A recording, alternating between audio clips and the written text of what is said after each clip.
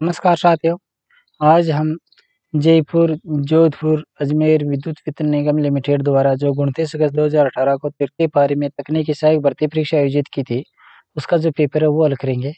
इस पेपर के कुछ प्रश्न पहले हल किए, शेष जो प्रश्न है वो हम हल करेंगे। तो अपना प्रश्न है, द्रव्य में उत्पन्न स्थितिज आवेश कहाँ पर अधिक रहता है? यानी द्रव्य में जो स्थितिज आवेश होता है वो कहाँ पर होता है? तो जो द्रव्य के ऊपरी पृष्ठ होता है, यानी मान लो जो भी ये द्रव्य है तो इसका जो ऊपरी पृष्ठ है तो यहाँ ऊपरी पृष्ठ पर अधिक रहता है ये।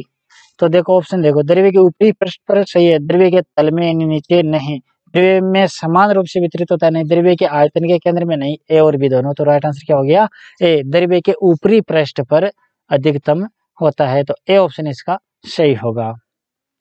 अगला क्वेश्चन है, समविभव पृष्ठ पर सभी बिंदुओं पर विद्युत विभव क्या होता है? समविभव पृष्ठ है तो सभी बिंदुओं पर समान ही विभव रहता है। तो राइट आंसर क्या हो जाएगा? समान विद्युत विभव। किसमें देखो, ए में क्या शून्य नहीं, बी विभिन्न नहीं, सी समान सही है, एकक नहीं, अनंत नहीं। तो राइट आंसर क्या हो जाएगा? सी, समान रहता है। अगला क्वेश्चन है, एक सेमी की दूरी पर दो प्लेटों के बीच विभव अंतर 10 वोल्ट है तो प्लेटों के बीच का विद्युत क्षेत्र तीव्रता क्या होगी? क्या कह रहा है कि दो प्लेटें हैं, मान लो दो प्लेटें हैं, इनके बीच की जो ये दूरी है वो है 1 सेमी। 1 सेमी की दूरी पर दो प्लेटों के बीच विभव अंतर और V बराबर क्या है? 10 वोल्ट। तो इसके विद्युत क्षेत्र की तीव्रता क्या होगी? यानी E क्या होगा? विद्युत क्षेत्र तीव्रता E बराबर क्या होता है? V अपॉन बीच की दूरी D, यानी V अपॉन डिस्टेंस। कई बार D की जगह R भी दिया होता है, यानी बीच की दूरी को R द्वारा भी प्रदर्शित करते हैं। तो क्या हो जाएगा? V का मान कितना है? 10 वोल्ट। अब डी मीटर में होनी चाहिए या सेमी में? सेमी को मीटर में बदलेंगे तो क्या हो जाएगा? 10 की घात -2। तो क्या हो जाएगा? 10, ये -2 ऊपर आएगा तो 10 की घात 2। क्या हो जाएगा? 10 की घात 2 कहाँ से क्या हो गया? 100, 100 को 10 से गुणा किया तो 1000 न्यूटन प्रति कूलम। तो राइट आंसर क्या हो जाएगा? 1000 न्यूटन प्रति कूलम। इसमें देखो, ए में क्या 10 न्यूटन प्रति कूलम नहीं, 100 न्यूटन प्रति कूलम नहीं, 500 न्यूटन प्रति कूलम नहीं, डी में क्या 1000 न्यूटन प्रति कूलम सही है, 10,000 न्यूटन प्रति कूलम ये भी नहीं। तो राइट आंसर हो गया डी, 1000 न्यूटन प्रति कूलम। तो राइट आंसर हो गया डी। अगला क्वेश्चन है, अक्षीय रेखा पर द्विध्रुव के कारण क्षेत्र के समानुपाती होता है? यानी किसके समानुपाती होता है? क्या कह रहे हैं कि अक्षीय रेखा पर द्विध्रुव के कारण क्षेत्र किसके समानुपाती होता है? 1/r³ के समानुपाती होता है। तो राइट आंसर क्या हो जाएगा? 1/r³, यानी सी ऑप्शन सही होगा इसका।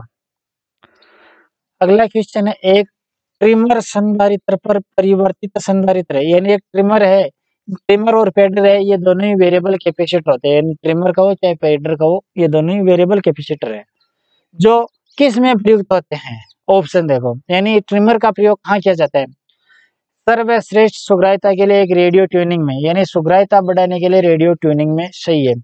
एक ट्रांजिस्टर रेडियो में सीटी को खत्म करने के लिए, सीटी को खत्म करने के लिए ट्रिमर का मान तो परिवर्तित करते हैं, यानी उसकी जो कैपेसिटेंस के मान में अंतर होता है हो जाएगा तो होती है सीटी बजती है, तो ये नहीं।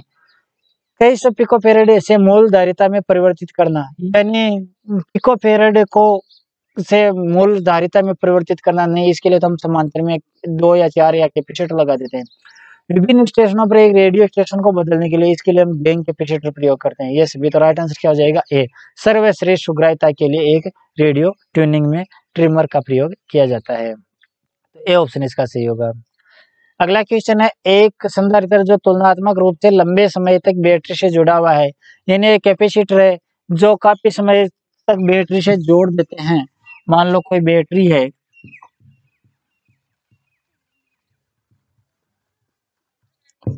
ये बैटरी है और ये संधारित्र है। मान लो इस संधारित्र को इससे जोड़ देते हैं, ये मान लो कि इलेक्ट्रोलाइट कैपेसिटर है, प्लस और माइनस इस प्रकार से। तो लंबे समय तक इस कैपेसिटर को बैटरी से जोड़ देते हैं तो क्या हो जाएगा, ये कैपेसिटर आवेशित हो जाएगा, यानी कुछ क्षण तक हम जोड़ देते हैं तो कैपेसिटर आवेशित हो जाता है। ऑप्शन देखो, आवेशित हो जाएगा सही है, विसर्जित हो जाता है, डिस्चार्ज हो जाता है नहीं, लघु परिपथ होगा नहीं, दोषपूर्ण होगा नहीं, खुला परिपथ होगा नहीं। तो राइट आंसर क्या हो जाएगा, ये आवेशित हो जाता है, ए ऑप्शन इसका सही होगा। अगला प्रश्न है, एक 30 माइक्रोफैराड की धारिता वाला संधारित्र 200 वोल्ट डीसी स्रोत से संयोजित होता है, तो कम से कम आवेशन विद्युत धारा कब होगी। यानी ये कोई 30 माइक्रोफैराड का कैपेसिटर है और मान लो ये 30 माइक्रोफैराड का कैपेसिटर है और ये 200 वोल्ट डीसी से जुड़ा हुआ है। यदि यहाँ पर हम एक एम्पेयर मीटर लगा दे तो ये एम्पेयर मीटर कब कम से कम पाठ्यांक दर्शाएगा। जब ये पूर्ण आवेशित हो जाएगा तो ये पाठ्यांक नहीं दर्शाएगा, यानी शून्य पाठ्यांक या बहुत कम पाठ्यांक दर्शाएगा। और जब ये आवेशित होना प्रारंभ होगा, जो हम इसको लगाते हैं तो सर्वाधिक पाठ्यांक दर्शाता है। जो जो ये चार्ज हो जाएगा तो पाठ्यांक कम होकर के पूर्ण आवेशित होने पर शून्य पाठ्यांक हो जाएगा। तो यही कह रहा है कि ये कम से कम विद्युत आवेशन धारा कब लेगा, यानी कम से कम ये मीटर पाठ्यांक कब दर्शाएगा। तो ऑप्शन देखो, प्रारंभ में तो सर्वाधिक दर्शाएगा, क्योंकि ये चार्ज होना प्रारंभ करेगा तो धारा का मान ज्यादा हो जाएगा। जब संधारित्र पूर्ण रूप से आवेशित है, सही है। जब संधारित्र अर्ध आवेशित नहीं, जब संधारित्र कम से कम 73% आवेशित नहीं, जब संधारित्र कम से कम 85% आवेशित है, ये भी नहीं। तो राइट आंसर क्या हो गया, बी। जब संधारित्र पूर्ण आवेशित है तो ये कम से कम आवेशन धारा लेगा। अगला क्वेश्चन है, प्रश्न क्या है कि 5 माइक्रोफैराड की कुल धारिता देने के लिए एक 15 माइक्रोफैराड संधारित्र के साथ श्रेणी में कितनी धारिता को रखा जाना चाहिए। यानी हमें क्या आवश्यक है कि हमें 5 माइक्रोफैराड का कैपेसिटर आवश्यक है, यानी आवश्यक की क्या है, 5 माइक्रोफैराड की धारिता चाहिए। हमारे पास क्या है, एक 15 माइक्रोफैराड का कैपेसिटर है, इसके साथ में कितने मान का कैपेसिटर लगाए कि ये 5 माइक्रोफैराड हो जाए।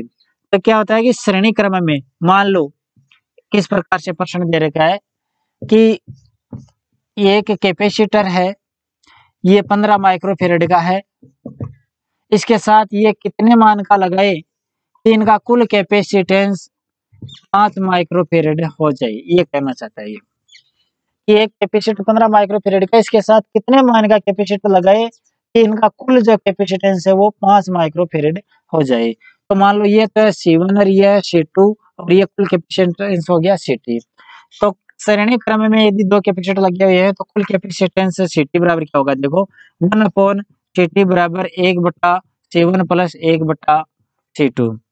तो 1/CT बराबर क्या हो जाएगा, C1 मान लो ये है तो इसका मान कितना है, ये CT कितना है 5 है, तो 1/5 बराबर 1/15 प्लस 1/C2।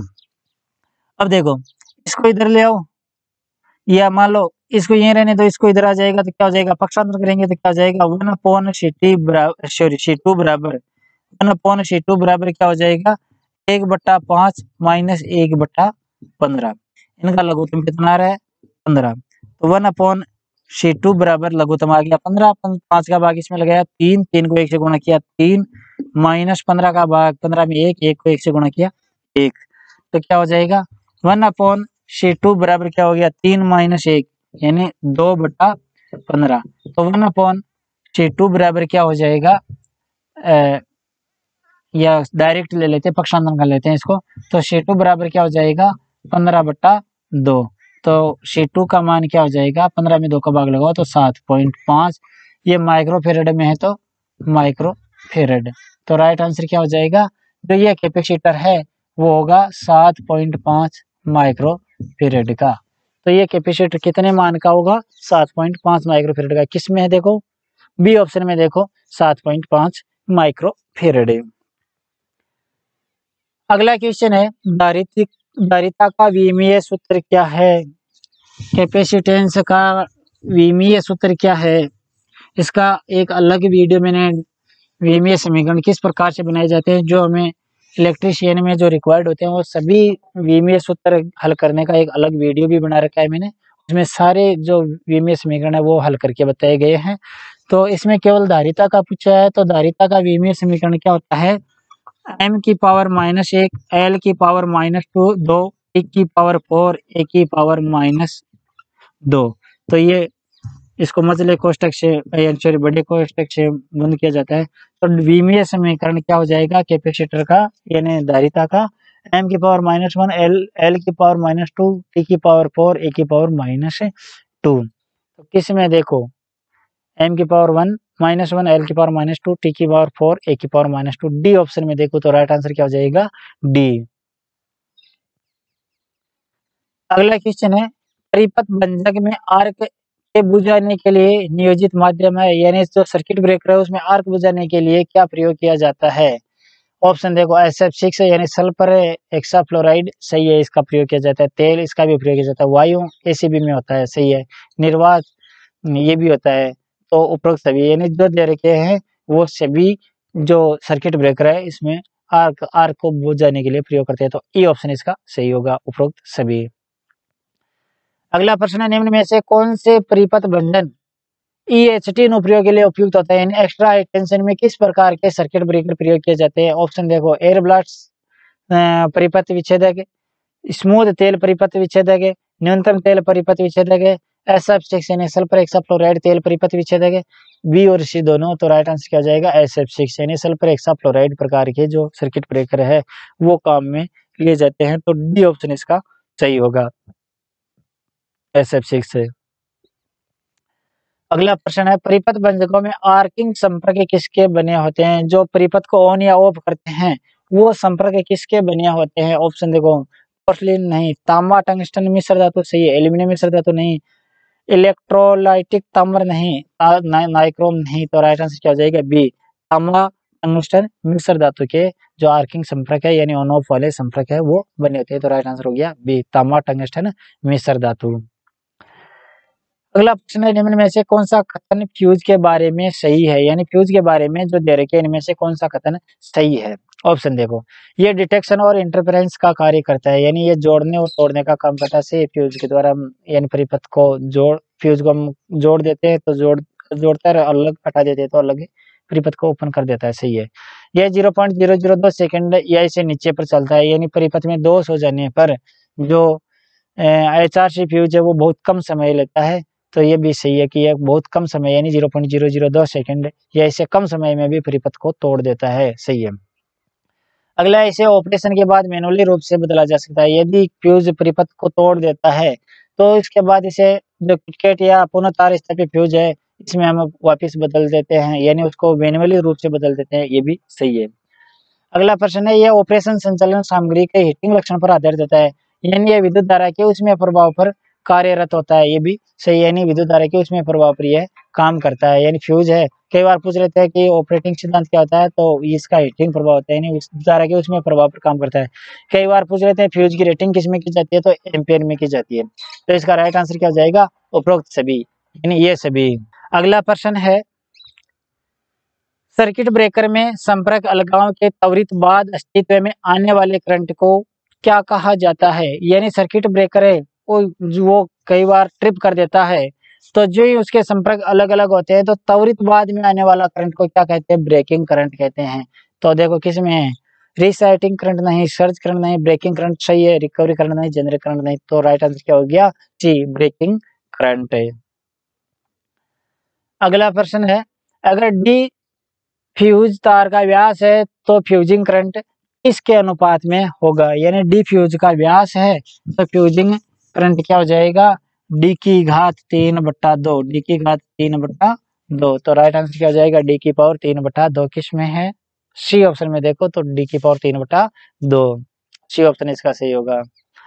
अगला प्रश्न है सर्किट ब्रेकर में ट्रिप कॉइल के दोष के तात्कालिक से तात्कालिक सक्रिय करने की समय अवधि को क्या कहते हैं यानी सर्किट ब्रेकर में ट्रिप कॉइल में दोष हो जाता है तो कम से कम समय में उस परिपथ को तोड़ने यानी जो परिपथ तोड़ता है उसके समय को हम क्या कहते हैं यानी कम से कम जो लगा समय परिपथ को तोड़ने में उसको हम क्या कहते हैं उसको हम संरक्षण समय कहते हैं। तो ऑप्शन देखो क्या है लीड समय नहीं, लीड समय नहीं, संरक्षण समय सही है, संचालन समय नहीं, डिमांड समय नहीं। तो राइट आंसर हो गया सी संरक्षण समय। अगला प्रश्न है वर्तमान मूल्यों पर चलने वाले स्वचालित उपकरण को क्या कहा जाता है यानी जो यानी ये क्या कहना चाहता है कि जो वर्तमान समय में जो स्वचालित उपकरण है इनको स्वचालित प्रकार के बनाने के लिए इसमें क्या किया जाता है, यानी उसमें क्या लगाया जाता है कि वो ऑटोमेटिक यानी ऑपरेट कर ले परिपथ को। तो ऑप्शन देखो, मरकरी स्विच नहीं, रिले रिले लगाया जाता है। यानी जो भी वर्तमान में जो ऑटोमेटिक उपकरण आते हैं जो स्वचालित प्रकार के होते हैं, तो इसके अंदर रिले सिस्टम लगाया जाता है, यानी रिले के द्वारा इस परिपथ को ऑन ऑफ किया जाता है। तो रिले सही है, फ्यूज नहीं, मेलट नहीं, सर्किट ब्रेकर ये भी नहीं। तो राइट आंसर क्या हो गया, बी, रिले का प्रयोग किया जाता है। तो बी ऑप्शन इसका सही होगा।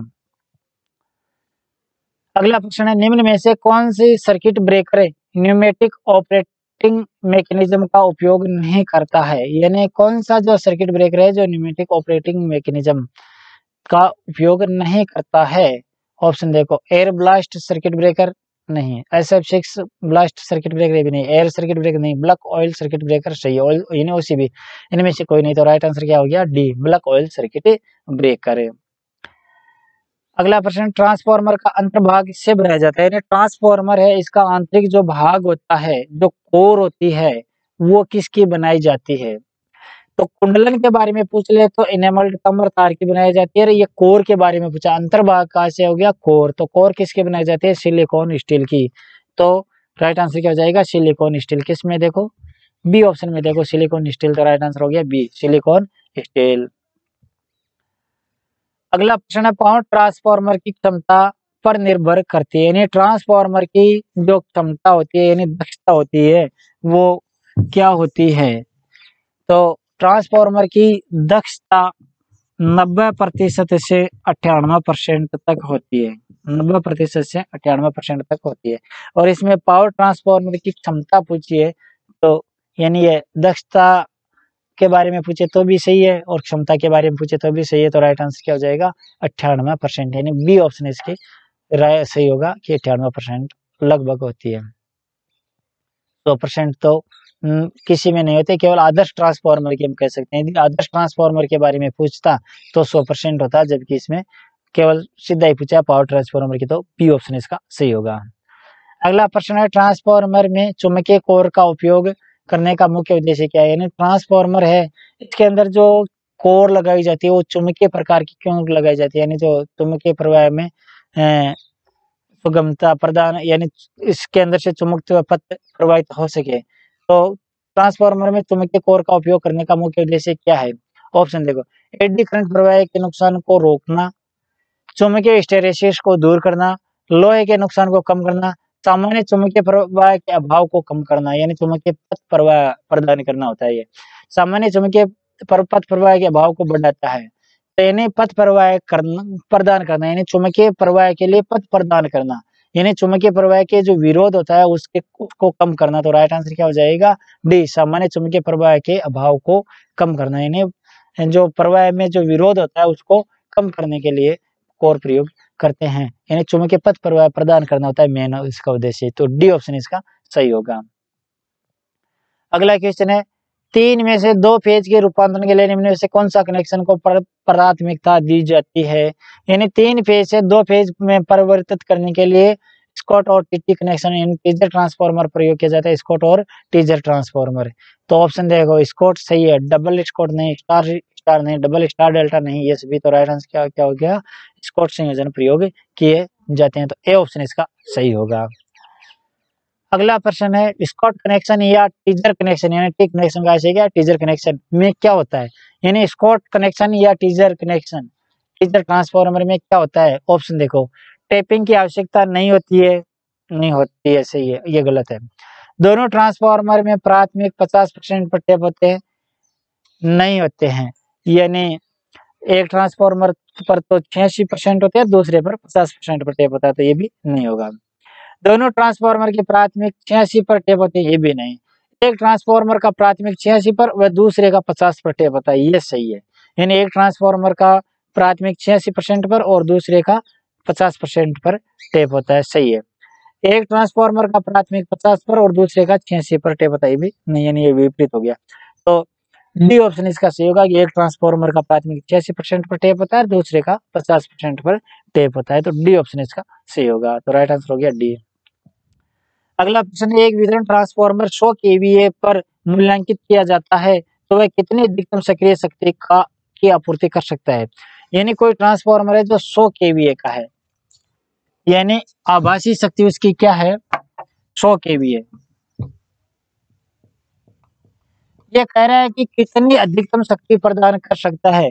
यदि परिपथ प्रतिरोधी प्रकार का है, शुद्ध प्रतिरोधी परिपथ है आगे, तो यह यानी शक्ति गुणांक हो जाएगा 1, तो फिर क्या हो जाएगा कि V इंटू आई इंटू शक्ति गुणांक।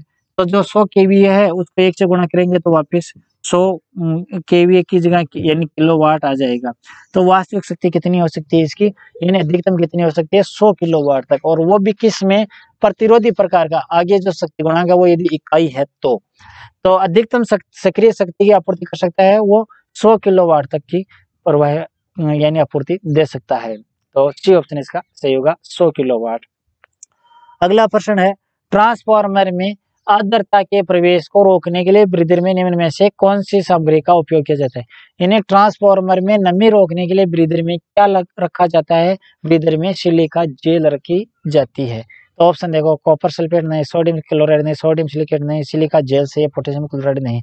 तो राइट आंसर हो गया डी, सिलिका जेल का प्रयोग किया जाता है, जो ब्रीदर के अंदर रखी जाती है और ट्रांसफार्मर में नमी को रोकने के लिए, यानी आर्द्रता को प्रवेश करने से रोकने के लिए प्रयोग की जाती है। तो राइट आंसर हो गया बी, सिलिका जेल। तो ये पेपर था साथियों इस भर्ती से संबंधित। ठीक है साथियों।